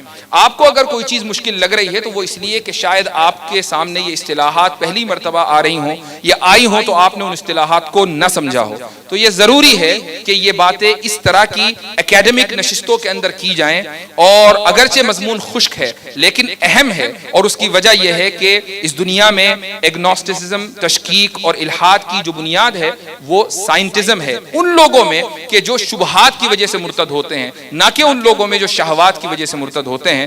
تو میں انشاءاللہ کوشچن آنسر کے لیے فلور اوپن کرتا ہوں. جزاکم اللہ خیرا. ایک سوال یہ تھا کہ جو ہمارے انڈین ایجوکیشن سسٹم میں اور یہاں پہ مسلم کالجز میں جو پڑھنے والے اسٹوڈنٹس ہیں، ان کا جو میجورٹی آف دا آرگیومنٹس ان کے جو ہوتے ہیں وہ ویسٹرن لبرل پریمیسز کے اوپر بیسڈ ہوتے ہیں. وہ مینس ان کا خود کا کوئی نہیں ہوتا. They have completely based their values in the western premises and western presupposition of the values. تو ان لوگوں کو کیسے ٹیکل کیا جائے؟ جیسے اس رمضان کو میرا خود کیسا کہ انکاؤنٹر ہوا، میں خانقاہ میں جا گیا تھا تو وہاں کالج کا اسٹوڈنٹ آتا تھا تو بہت عجیب و غریب سوال پوچھتا تھا. تو چونکہ ہمارے خانقاہ کے جو شیخ تھے وہ چونکہ ان سائنٹیفک چیزوں سے واقف نہیں تھے، تو میں نے اس کو اپروچ کیا. میں کہا آپ مجھ سے پرسنلی ملی، میں آپ کے کوشچنس کو ڈیل کروں. تو اس نے مجھے کہ تقدیر کے بارے میں سوال کیا. تو میں نے یہی اپروچ کیا اس کو کہ تمہارے پاس کیا دلیل ہے؟ جو presupposition of the western label values کے اوپر جو اپنے آرگیومنٹس کو، اپنے دلائل کو بیس کرتے ہیں. جیسے کوئی آدمی مجھے آ کے کہتا ہے کہ میں اللہ کو نہیں مانتا کیونکہ میں ڈاروینزم کو مانتا ہوں. تو میں نے اس کو پلٹ کر پوچھا کہ ڈاروینزم کی کیا دلیل ہے تمہارے پاس؟ کیونکہ اوریجن آف دا اسپیسیز کے اندر ڈاروین نے خود اس تھیوری کو ریجیکٹ کیا ہے and there is no scientific evidence for backing this claim. تو ایسے لوگوں کو ہم کیسے اپروچ کریں؟ This is my first question. پہلا اس کا جواب لے لیں. جزاکم اللہ خیرا. ہمارے بھائی نے جو سوال کیا وہ بڑا اہم سوال کیا کہ کالجز میں پڑھنے والے جو اسٹوڈنٹس ہوتے ہیں ان کی دلیل کی بنیاد ویسٹرن لبرل آئیڈیالوجی ہے. اور کل بھی میرا ایک جگہ پر اس موضوع پر بیان ہوا. میں صرف ایک تجویز دے سکتا ہوں اور یہ تجویز ہی کام کرے گی، کوئی دوسری تجویز کام نہیں کر سکتی. یہ تجویز ہے پیراڈائم شفٹ کی، کہ جو شخص اس طرح کے سوال کرتا ہے وہ ایک خاص نظام اور مائنڈ سیٹ کا پروردہ ہے. اس مائنڈ سیٹ کو ہم انگریزی میں پیراڈائم بولتے ہیں. جب تک آپ اس پیراڈائم میں رہیں گے یہ سوالات آپ کے ذہن میں آتے رہیں گے، یہ شبہات آپ کے ذہن میں پنپتے رہیں گے. آپ نے اس پیراڈائم کو شفٹ کر دیا، بدل دیا، تو اب وہ سوال آپ کے ذہن میں نہیں آئیں گے. اس کی ایک مثال لے لیجئے. مثال یہ ہے کہ ایک طالب علم ہے مدرسے کا، دورے تک پہنچتا ہے، کتنی ہی مرتبہ وہ تقدیر کے تعلق سے احادیث اور آیات سے گزرتا ہوگا، کتنی ہی مرتبہ وہ تخلیق کے تعلق سے جو آیات و احادیث ہیں ان سے گزرتا ہوگا. لیکن شاید و باید ہی، میں اپنا تجربہ کہہ رہا ہوں، کہ جب میں طالب علم تھا مدرسے کا تو کبھی یہ خیال نہیں آیا کہ ڈاروینی ارتقاء بھی تو صحیح ہو سکتا ہے کہ اللہ تعالیٰ نے تخلیق نہ کی اور ہم ایوالو ہوئے ہوں. ایسا نہیں ہے کہ میرے علم میں اس وقت کچھ نہیں تھا، لیکن جتنا بھی تھا اس کی بنیاد پر یہ شک و شبہ آ سکتا تھا. اللہ سبحانہ و تعالیٰ کا لاکھ لاکھ فضل ہے کہ یہ شک و شبہ نہیں آیا، اور ہزاروں لاکھوں طلباء کے ذہن میں یہ شک و شبہ نہیں آتا ہے. تقدیر کے تعلق سے جب استاد یہ کہہ دیتا ہے کہ ہمیں اتنا ہی معلوم ہے جتنا بتایا گیا ہے، باقی اس کے آگے ہمیں خاموش رہ کر تفویض کے اوپر عمل کرنا ہے، یعنی اپنے علم کو خدا کے سامنے سرنڈر کر دینا ہے، تو کیا ہم اس پر سوال اٹھاتے ہیں کہ ایسا کیوں؟ ہم تو سرنڈر نہیں کریں گے. کبھی بھی ان طلباء کے ذہن میں الا ماشاء اللہ استثناء ہر جگہ ہوتے ہیں، یہ سوالات جنم نہیں لیتے ہیں. کیوں؟ چونکہ وہ ایک خاص پیراڈائم کے پڑھتے آ رہے ہیں بنیاد سے. وہ مکتب میں جاتے ہیں، پھر مدرسے میں جاتے ہیں، اس کے بعد وہ مدرسے کے بعد اپنے جو ہائر ایجوکیشن ہے یعنی تخصصات کے جو درجات ہیں وہاں تک پہنچتے ہیں، اور یہ پورا ایک الگ پیراڈائم ہے. لیکن جیسے ہی آپ اسکول کی یا کالج کی دنیا میں قدم رکھتے ہیں، وہاں آپ کو ایک دو نہیں، ایک بہت بڑی تعداد ملتی ہے یہ سوالات اٹھانے والی. اور کمال کی بات اس دنیا کی منافقت دیکھیے کہ ان لوگوں کو کہ جنہیں چیزیں سمجھ میں نہیں آ رہی ہیں، یہ کہا جاتا ہے کہ یہ بہت انٹیلیجنٹ ہے، ان کو چیزیں سمجھ میں نہیں آ رہی ہیں اس لیے کویشچن کر رہے ہیں، اور جن کو سمجھ میں آ رہی ہیں اور اس لیے کویشچن نہیں کر رہے ہیں ان کو کہا جاتا ہے کہ یہ بے وقوف ہیں. بھائی جن کو سمجھ میں آ گیا اس لیے وہ سوال نہیں اٹھا رہے ہیں وہ تو انٹیلیجنٹ ہیں، اور جن کو سمجھ میں نہیں آیا اور وہ اس لیے سوال اٹھا رہے ہیں تو آپ ان کو انٹیلیجنٹ نہیں، ان کو بے وقوف کہیں. تو یہ پیراڈائم کا فرق ہے. جب آپ اس پیراڈائم کو شفٹ کر دیں گے، یعنی آپ اپنے ان طلباء کو، چاہے وہ فزکس پڑھ رہے ہوں، وہ بایولوجی پڑھ رہے ہوں، وہ کیمسٹری پڑھ رہے ہوں، وہ ارتھ سائنس پڑھ رہے ہوں، وہ ایسٹرونومی پڑھ رہے ہوں، وہ کچھ بھی پڑھ رہے ہوں، یہ وہ ساری سائنسز ہیں کہ جن کی بنیاد پر شکوک و شبہات کو جنم دیا جاتا ہے، جن کا میں نے نام لیا. اگر آپ ان سائنسز کو اسلامی پیراڈائم کی بنیاد پر پڑھائیں گے، یعنی پیراڈائم کی یہ بھی ایک بہت لمبی گفتگو ہے، مختصراً میں عرض کر دوں کہ اسلامک لینسز کی بنیاد پر آپ پڑھائیں گے تو مجھے یقین ہے کہ ایسے شکوک و شبہات جنم نہیں لیں گے. اس کی ایک مثال میں آپ کو دے دیتا ہوں. وہ مثال یہ ہے کہ مغربی سائنس یا کہہ لیں کہ سائنس اس بنیاد کے اوپر قائم ہے کہ علت اور معلول یا کاز اور ایفیکٹ کے درمیان جو تعلق ہے وہ نیسیسری ہے. کیا مطلب ہے اس کا؟ اس کا مطلب یہ ہے کہ اگر کہیں کاز ہوگا تو یا علت ہوگی تو اس کا معلول یعنی اس کا ایفیکٹ ہونا ضروری ہے. آپ اگر آگ جلائیں گے اور اس میں انگلی ڈالیں گے تو انگلی ہر حال میں جلے گی، چونکہ آگ علت ہے اور جلنا معلول ہے. یہ نہیں ہو سکتا کہ آپ آگ جلائیں، انگلی ڈالیں اور انگلی نہ جلے. یہ جو تعلق ہے یہ نیسیسری ہے، یہ ہیبیچول نہیں ہے یعنی عادی نہیں ہے، بلکہ یہ نیسیسری ہے. سائنس اس بنیاد کے اوپر قائم ہے. جب ایک ہمارا اسٹوڈنٹ یہ پڑھتا ہے، مثلاً وہ یہ پڑھتا ہے لا کہ every action has a parallel اور اپوزٹ ریئیکشن، اور اس بنیاد پر وہ یہ تصور کر لیتا ہے یا ٹیچر اس کو یہ پڑھاتا ہے کہ دیکھو کاز اینڈ ایفیکٹ یا علت اور معلول کے درمیان جو نسبت ہے وہ ضروری ہے، تو فوری طور پر اس طالب علم کے ذہن میں یہ بات آتی ہے کہ ابراہیم علیہ السلام بھی تو آگ میں ڈالے گئے تھے، تو آگ نے ان کو کیوں نہیں جلایا جبکہ آگ کے لیے جلانا ضروری ہے. تو یہاں سے اس کے دل میں معجزات کے تعلق سے شکوک و شبہات جنم لیتے ہیں. تو پھر ماشاءاللہ ایک بچہ چھپ کر سن رہا ہے بہت دیر سے، چھوٹا سا بچہ ہے، تو شکوک و شبہات جنم لیتے ہیں. اس کا طریقہ کیا ہوگا؟ اس کا طریقہ یہ ہوگا کہ جب ٹیچر یہ پڑھائے کہ every action has a parallel اور اپوزٹ ریئیکشن، وہ یہ کہے کہ ان دس فزیکل ورلڈ، اور یہ جو تعلق ہے ایکشن اور ریئیکشن کا یہ نیسیسری نہیں ہے، ہیبیچول ہے. یعنی عام طور سے ہم ایسا دیکھتے ہیں کہ ایکشن کا ریئیکشن ہوتا ہے، سبب مسبب تک جاتا ہے، علت معلول تک جاتی ہے، کاز ایفیکٹ تک جاتا ہے. عام طور سے ایسا ہوتا ہے، یہ ضروری نہیں ہے کہ ہمیشہ ایسا ہو. عام طور سے آپ ایسا ہی ہوگا کہ آگ جلائیں گے، انگلی ڈالیں گے تو انگلی جلے گی. لیکن کبھی کبھی اس کے برعکس بھی ہوگا کہ ابراہیم علیہ السلام کو آگ میں ڈالا گیا اور آگ نے ان کو نہیں جلایا، چونکہ یہ جو کاز اینڈ ایفیکٹ کا تعلق ہے ضروری نہیں ہے بلکہ عادی ہے. یہی فلسفہ ہے جو امام غزالی رحمہ اللہ نے پیش کیا اور جس کی وجہ سے آج تک وہ مطعون ہے، جبکہ یہ حقیقی فلسفہ ہے. لیکن مسلمانوں میں بھی جو لوگ سائنٹسٹک مائنڈ سیٹ رکھتے ہیں، سب سے زیادہ اگر وہ کسی کو برا بھلا کہتے ہیں تو وہ امام غزالی ہیں، بلکہ اپنی زندگی کے جتنے بھی انحطاطات اور ڈکلائنز ہیں ان سب کا قصوروار وہ امام غزالی رحمہ اللہ کو قرار دیتے ہیں کہ انہی کی وجہ سے آج ہم سائنسی بنیادوں پر یا سائنسی دنیا میں پیچھے جا رہے ہیں، جبکہ ایسا نہیں ہے۔ امام غزالی نے یہ نہیں کہا کہ سائنس مت پڑھو، یہ نہیں کہا کہ اگر کاز ہوگا تو ایفیکٹ نہیں ہوگا، یہ نہیں کہا کہ اگر علت ہوگی تو معلول نہیں ہوگا، یہ نہیں کہا کہ اگر سبب ہوگا تو مسبب نہیں ہوگا، یہ کہا کہ ان دونوں کے درمیان جو ریلیشن ہے وہ نیسیسری نہیں ہے بلکہ عادی ہے، اور خدا جب چاہے اس ریلیشن کو توڑ سکتا ہے چونکہ خدا قادر مطلق ہے۔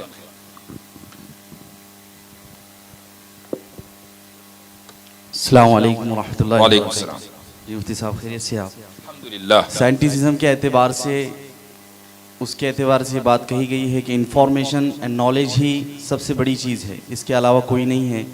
سائنس میں ہم یہ چیز دیکھتے ہیں، فلاسفہ بھی جو یہ کہتے ہیں کہ جو چیز دکھتی ہے وہی چیز ہوتی ہے۔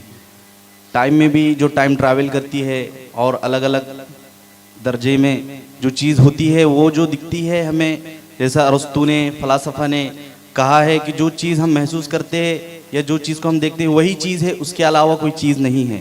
ہم آپ کا ایک لیکچر سن رہے تھے، اس میں ایک الہادی پرسن نے آپ سے سوال کیا تھا کہ ہم کو کس نے بنایا، تو آپ نے کہا تھا کہ ماشاءاللہ گاڈ نے بنایا، ٹھیک ہے، اللہ تعالیٰ نے بنایا۔ تو اللہ کو کس نے بنایا؟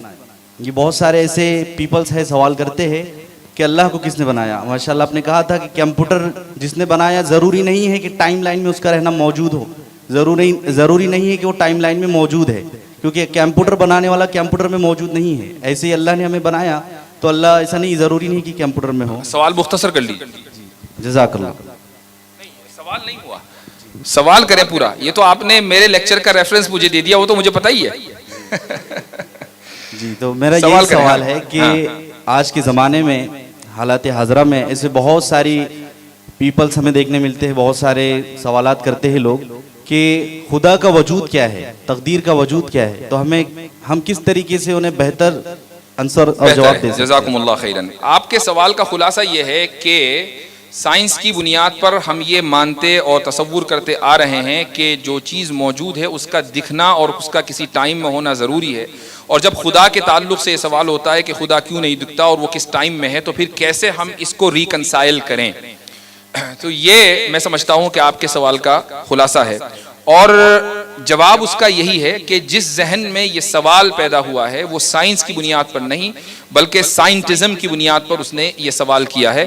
اس کو ہم سائنٹزم کی ایک برانچ ہے میٹیریلزم، اور میٹیریلزم کا مطلب ہی یہ ہے کہ وہ میٹر کو ہی یعنی مادے کو ہی موجود مانتے ہیں، اس کے علاوہ کوئی دوسری چیز موجود نہیں مانتے۔ میں ایک مثال سے آپ کو سمجھانا چاہوں گا، اور یہ مثال ہے ہمارے کانشیسنس کی یعنی شعور کی۔ شعور کے تعلق سے علم نفسیات اور دیگر فنون میں بحث ہوتی ہے کہ کیا شعور کا اور کانشسنس کا الگ سے کوئی وجود ہے، یا یہ ہماری برین سیلز ایکٹیویٹیز ہی کو ہم شعور کہتے ہیں۔ یہ ایک پوری بحث موجود ہے۔ جو لوگ سائنٹسٹک مائنڈ رکھتے ہیں ان کے مطابق شعور کی الگ سے کوئی اس کا وجود نہیں ہے، بلکہ جو ہمارے برین سیلز ایکٹیویٹیز ہیں وہی دراصل اس کی ایکٹیویٹی کو شعور کہا جاتا ہے، دماغ سے ہٹ کر کوئی دوسری چیز نہیں ہے۔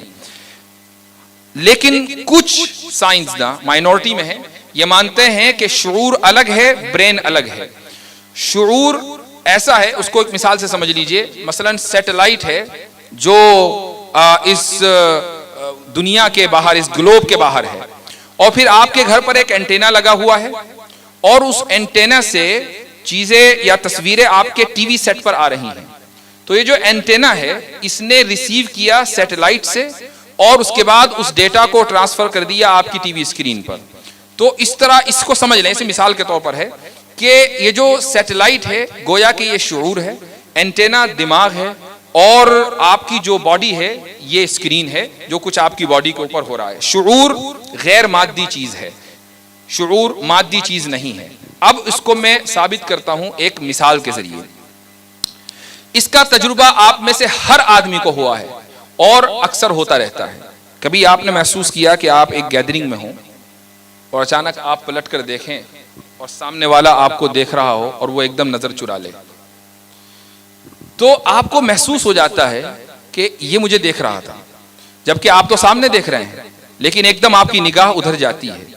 وہ کیا چیز ہے کہ جس نے آپ کو بتایا کہ کوئی آپ کو دیکھ رہا ہے، اور اس کا تجربہ آپ کو تقریباً روزانہ ہوتا ہوگا, کوئی بھی آپ کو گھورے اگر. ایک باقاعدہ اس پر ریسرچ ہوئی, ایک سروے ہوا, اس میں کچھ لوگوں کو ایک کمرے میں بٹھایا گیا اور ان کو دو گروپ میں, دو بندوں کے گروپ میں تقسیم کر دیا گیا. ایک کو کہا گیا لکر, دیکھنے والا, اور دوسرے کو دا لکڈ ایٹ, یعنی جس کو دیکھا جا رہا ہے. تو جس کو دیکھا جا رہا ہے اس کو کرسی پر بٹھا دیا اور وہ مثلا اس دیوار کی طرف دیکھ رہا ہے, اور جو لکر ہے اس کو پیچھے بٹھا دیا اور اس کو یہ کہا گیا کہ کبھی تم اس کو دیکھنا اور کبھی اس کو مت دیکھنا, دیوار کی طرف دیکھنا. اور پھر اس کے بعد اس بندے سے جو ادھر دیکھ رہا ہے آگے بیٹھا ہوا, اس سے پوچھا گیا کیا تمہیں دیکھا جا رہا ہے, اور اس پورے سروے کو ریکارڈ کیا گیا. تو مور دین 80% آف دا ٹائم یہ بات صحیح نکلی کہ جس وقت پیچھے بیٹھا ہوا بندہ اس بندے کو دیکھ رہا تھا اور اس نے کہا کہ ہاں مجھے دیکھا جا رہا ہے, تو واقعی اس کو دیکھا جا رہا تھا. تو اب یہاں سوال یہ ہے کہ ان دونوں کے درمیان وہ کون سا مادی کنیکشن ہے کہ جس سے یہ پتا چلا کہ اس کو دیکھا جا رہا ہے. آپ کو اگر آپ کا کوئی ساتھی, کوئی دوست گھور رہا ہے, آپ کسی جگہ بھی ہو, مسجد میں ہو, رزگاہ میں ہو, آپ کو کیسے پتا چلتا ہے کہ کوئی گھور رہا ہے؟ یہ وہ شعور ہے جو آپ کے دماغ کو الرٹ کرتا ہے. اور اسی طریقے سے نظر بد لگتی ہے. نظر بد کیا ہے؟ کسی بچے کو آپ گھوریں اور وہ بچہ متاثر ہو جاتا ہے, اس کی طبیعت خراب ہو جاتی ہے. یہ دراصل وہ شعور ہے جو ہمارے دماغ کو ڈکٹیٹ کرتا ہے, اور یہ علم نفسیات میں پوری ایک بحث ہے. اور اس کو اگرچہ بہت سے سائنٹسٹ درست نہیں مانتے, لیکن جو ڈیٹا ہے اس کا انکار بھی نہیں کر سکتے. تو یہ اس بات کی دلیل ہے کہ غیر مادی وجود ہے, شعور جو کہ غیر مادی ہے وہ وجود رکھتا ہے. تو پھر آپ کے سوال کا جواب نکل کر آ گیا کہ یہ ضروری نہیں ہے کہ وجود کے لیے چیز کا مادی ہونا, یہ کوئی ضروری نہیں ہے, غیر مادی چیزیں بھی وجود رکھ سکتی ہیں.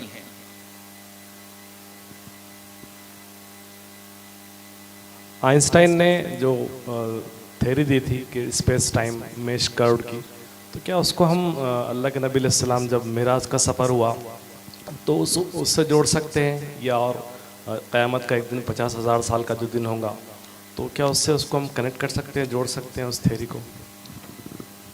جزاکم اللہ. اگر آپ مجھے یہ گارنٹی دیں کہ یہ تھیوری آئنسٹائن کی صبح قیامت تک نہیں بدلے گی تو میں ضرور جوڑوں گا, لیکن اس کی گارنٹی خود آئنسٹائن کے پاس نہیں تھی. یہ ہو سکتا ہے کوئی بھی سائنٹیفک تھیوری ایسی ہے, مثلا آج اسکول میں, ہر اسکول میں ڈارونین ایوولوشن کو پڑھایا جاتا ہے, ایز اے فیکٹ پڑھایا جاتا ہے. یہ الگ بات ہے کہ لفظ فیکٹ اب سائنس میں ایگزسٹ نہیں کرتا ہے, کوئی چیز یہ نہیں ہوتی کہ سائنٹیفک فیکٹ, تھیوری ہی آخری چیز ہے. لیکن اگر آپ پکے ڈارونیوں سے پوچھیں کہ کیا تمہیں لگتا ہے کہ یہ تھیوری کبھی بدلے گی, تو وہ بھی یہ کہیں گے کہ اس بات کا امکان ہے کہ آگے چل کر ہمیں ارتقاء کے اور لائف کے تعلق سے اس سے بہتر ایکسپلینیشن مل جائے, اور اگر اس سے بہتر تفصیل و تشریح ہمیں مل جائے تو ہم ڈارونین ایوولوشن کو چھوڑ دیں گے. اگر وہ مخلص ہوگا اپنے ارتقاء کے ساتھ تو وہ یہ ضروری بات کہے گا.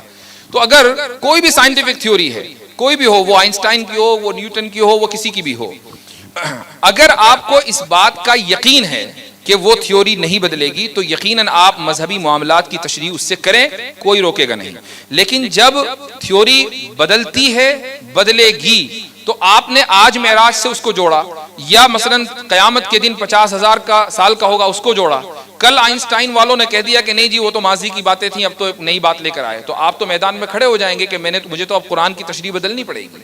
تو اس لیے قرآن اور حدیث کی سائنسی تشریح کی کچھ لیمیٹیشنز ہیں, ان لیمیٹیشنز کو سامنے رکھنا چاہیے, اور غیر ضروری طور پر سائنس کو استعمال کر کے قرآن اور حدیث کی تشریح نہیں کرنی چاہیے. جی السلام علیکم. وعلیکم السلام. جی سر, میرا جو سوال ہے وہ اصل میں اس فلسفے کے اوپر ہے جس کی بطن سے جو ہے وہ سائنس نکلی ہے. بالخصوص جو نشأت ثانیہ کے بعد جو فلسفہ مغرب میں جو ہے عروج پکڑا, جسے مختلف فلاسفہ کی جماعت, چاہے وہ دیکارت ہو, لیبنیز ہو, والٹائر ہو, کانت نے جس کو تقویت پہنچائی, جس کو یہ کہتے ہیں کہ اینتھروپوسینٹرسزم کا جو فلسفہ ہے کہ انسان کو مرکز میں رکھ کر کے پوری کائنات کی تشریح کی جائے, کیونکہ ان کا جو بنیادی مقدمہ یہ تھا کہ اس سے پہلے پوری کائنات میں انتشار اسی وجہ سے تھا کہ انسان جو ہے وہ کائنات کی تشریح ہی غلط کر رہا تھا. تو جس فلسفے کو لے کر کے بعد میں پھر سائنس سے اس نے جو ہے تقویت حاصل کی, بالخصوص اس فلسفے کو خود مغرب میں ایک طرح کے جو ہے وہ آپ کیسے بیک کلیش حاصل ہے. چونکہ آپ خود اس طبقے میں رہے ہیں اور اس معاشرے سے آپ کا تعلق ہے, تو میرا سوال یہ ہے کہ جس طرح سے پوسٹ ماڈرنزم کی جو فلاسفی ایمرج کی اور خود مغربی فلاسفرز بالخصوص آپ کہہ سکتے ہیں زیزیک وغیرہ وہ کہتے ہیں کہ ہم اس سے پوری امید نہیں ہے, اور جس طرح کی مادیت جو ہے بہت زیادہ وجود میں آ رہی ہے, ہم بالکل اس معاشرے سے پوری امید نہیں ہے جہاں پر معاشرہ بالکل ایک کیوٹک اور ایک رسکی سوسائٹی ایمرج کر گئی ہے. تو میرا سوال یہ ہے سر کہ کیا خود اس فلسفے نے خود نتائج کے اعتبار سے یہ ثابت نہیں کر دیا کہ یہ فلسفہ انسان کے لیے خیر ہونے کے بجائے خود اس کے اندر شر موجود ہے؟ جزاک اللہ خیر. بالکل آپ کی بات 100% درست ہے کہ پوسٹ ماڈرنزم کا جو فلسفہ ہے وہ نتائج کے اعتبار سے شر ہی شر لاتا ہے, اس میں خیر کا کوئی پہلو نہیں ہے. اس کی ایک مثال میں آپ کو دیتا ہوں. دیکھیں پوسٹ ماڈرنزم کی جو بنیاد ہے وہ یہ ہے کہ دیر از نو میگا نیریٹو, کہ کوئی میگا نیریٹو یعنی کوئی ایک ایسا نیریٹو نہیں کہ جس کے اوپر پوری انسانیت اتفاق کر لے, کوئی ایک ایسا اسٹیٹمنٹ کہ ساری دنیا اس پر اتفاق کر لے, اس کی کوئی حیثیت کوئی وجود نہیں ہے. میرے نزدیک ایک چیز درست ہو سکتی ہے, وہی چیز آپ کے نزدیک غلط ہو سکتی ہے. جو چیز آپ کے نزدیک درست ہے وہ میرے نزدیک غلط ہے. We agree to disagree, یعنی ہم اختلاف اس بات پر کرتے ہیں, اتفاق اس بات پر کرتے ہیں کہ ہم ایک دوسرے سے اختلاف کرتے رہیں گے رسپیکٹ کے ساتھ. اب یہ ایک فلسفہ ہے, اس کو ذرا سا اپلائی کیجیے. آپ اپلائی آپ کریں گے, مثال کے طور پر ایک ریاست ہے اور ایک دہشت گرد گروپ ہے. ریاست یہ کہتی ہے کہ یہ گروپ دہشت گرد ہے, دہشت گرد گروپ یہ کہتا ہے کہ ریاست ظالم ہے, اور ہم دہشت گرد نہیں ہیں, ہم مجاہد آزادی ہیں. دونوں پوسٹ ماڈرنزم کے اعتبار سے درست ہیں, چونکہ کوئی میگا نیریٹو, کوئی ایسا نیریٹو تو ہے نہیں کہ جس پر ساری دنیا اتفاق کر لے. دونوں اگر درست ہیں پوسٹ ماڈرنزم کی بنیاد پر, تو آپ کس کو غلط کہیں گے؟ کیا دہشت گرد گروپ کو غلط کہیں گے یا اس حکومت کو کہیں گے کہ جس نے اس گروپ کو دہشت گرد قرار دیا ہے؟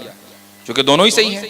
تو پھر یہ جو پوری وار آن ٹیرر ہوئی ہے یہ کون سے ازم کی بنیاد پر ہوئی ہے بھائی؟ پوسٹ ماڈرنزم کی بنیاد پر تو یہ پوری جنگ جو ٹریلینز آف ڈالرز اس پہ لگے ہیں یہ سب کے سب بیکار گئے. تو پوسٹ ماڈرنزم کا نظریہ مغرب میں پنپا, مغرب میں پھیلا اور بڑھا, اور خود جو مغربی افکار کے جو نتائج ہیں وہ اس کا ساتھ نہیں دیتے ہیں. مغرب چاہتا ہے کہ اس کی بات کو پوری دنیا تسلیم کرے, اور ایک طرف یہ کہتا ہے کہ نہیں, آپ کی بات بھی درست ہے, وہ میری بات بھی درست ہے. اس وقت دنیا میں اخلاقی اعتبار سے, وہ ایک دوسری مثال ہوئی, ایک اور مثال دے رہا ہوں, LGBT کا جو موومنٹ ہے وہ پوری دنیا میں چل رہا ہے. لوگ جو گاؤں قصبات میں رہتے ہیں شاید وہ اس چیز سے واقف نہ ہو, لیکن خود مشرقی ممالک میں بڑے بڑے شہروں میں اس کے تعلق سے نہ صرف یہ کہ تحریکیں چلتی ہیں, مارچ ہوتے ہیں, جلوس نکلتے ہیں, اور اپنے وجود کا لوگوں کو احساس دلایا جاتا ہے کہ ہم موجود ہیں. یہ مشرقی ممالک کی بات کر رہا ہوں. رہی بات مغربی ممالک کی, تو مغربی ممالک میں تو خیر اب اس چیز کو اتنا زیادہ مضبوط کر دیا گیا کہ آپ اس چیز کا, اس رویے کا انکار نہیں کر سکتے, اس کو غلط نہیں قرار دے سکتے. مثلا ابھی کل بات ہو رہی تھی تو میں نے ایک ایگزامپل دی کہ اگر کسی یورپین کنٹری میں کہ جہاں اس موومنٹ کو بے انتہا تقویت حاصل ہے اور قانون کا سہارا حاصل ہے, اگر کسی مسجد کے امام کے پاس دو مرد آئیں اور یہ کہیں کہ آپ ہمارا نکاح پڑھا دیجئے, تو وہ امام صاحب اس کا انکار نہیں کر سکیں گے اور انہیں نکاح پڑھانا ہی پڑے گا, چونکہ اگر وہ نکاح نہیں پڑھائیں گے تو ان کے اوپر ڈسکریمنیشن کا کیس ہو جائے گا.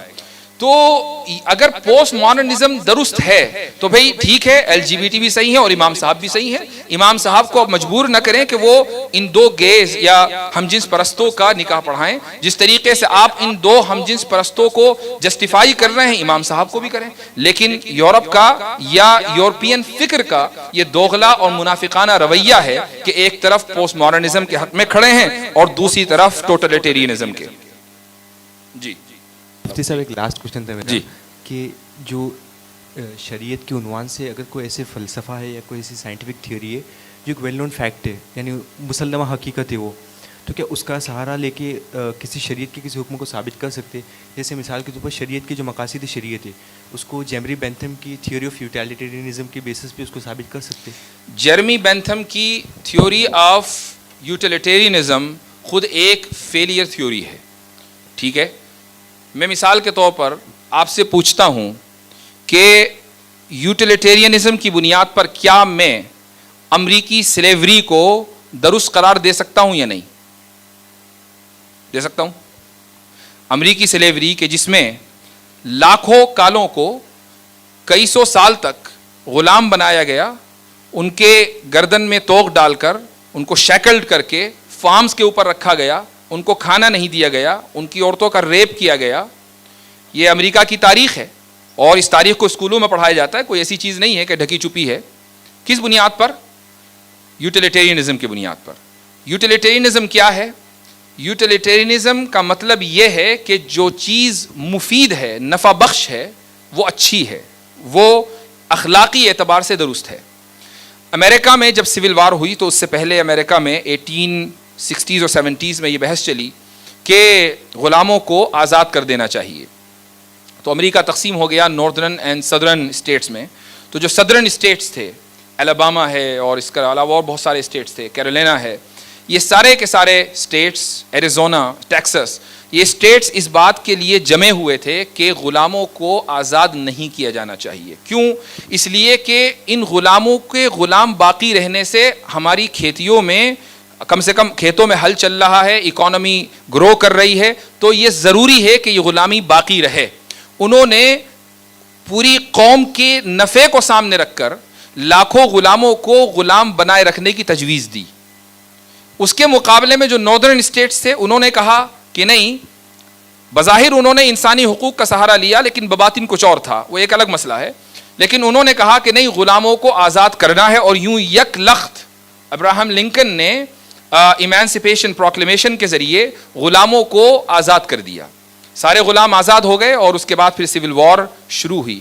तो ग़ुलामी कि जिसको आज दुनिया में निहायत यानी समझ लें कि एक मकरूह चीज़ समझा जाता है, गलत चीज़ समझा जाता है, उसको भी एक अरसे यूटिलिटेरियनिज्म की बुनियाद पर दुरुस्त करार दिया गया है। अब जो आपने कहा कि क्या हम इस्लामी शरीयत की किसी चीज़ को यूटिलिटेरियनिज्म की बुनियाद पर दुरुस्त करार दे सकते हैं, ये याद रखिए कि यूटिलिटेरियन का मतलब यह है, यूटिलिटेरियनिज्म का या यूटिलिटी का, कि जो चीज़ काबिल नफ़ा है वो दुरुस्त है और जो चीज़ नुकसानदेह है वो गलत है। लेकिन ये तय कौन करेगा कि कौन सी चीज़ नफ़ा बख्श है और कौन सी चीज़ नुकसानदेह है?